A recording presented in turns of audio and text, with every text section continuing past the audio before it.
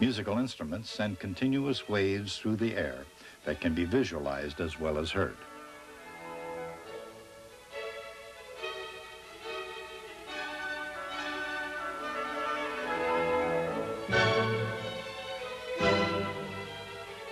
Masses connected by springs may not look like beautiful music, but the principle is the same. And it can be described using a few handy terms. Each wave has an amplitude, the size of the disturbance, which is preserved as the wave moves along.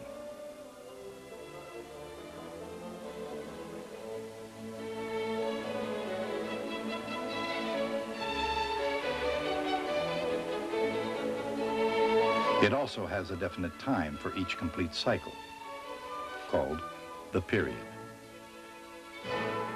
The inverse of the period is called the frequency.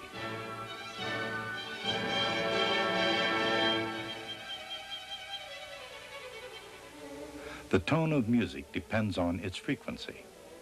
The higher the frequency, the higher the tone or pitch of the sound.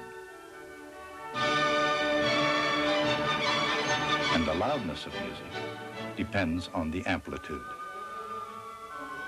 But no matter how loud, sounds are always on the move. And regardless of pitch or loudness, all sound travels through the air at exactly the same speed. If it didn't, every listener would hear a different performance.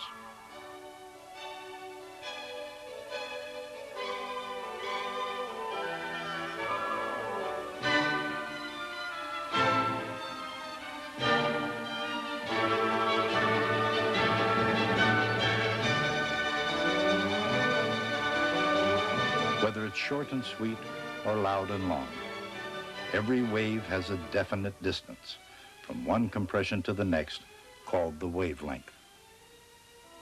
The wavelength equals the period times the speed of the wave. Or in other words, frequency times wavelength equals speed. Lower frequency generates a longer wavelength, but the speed remains the same.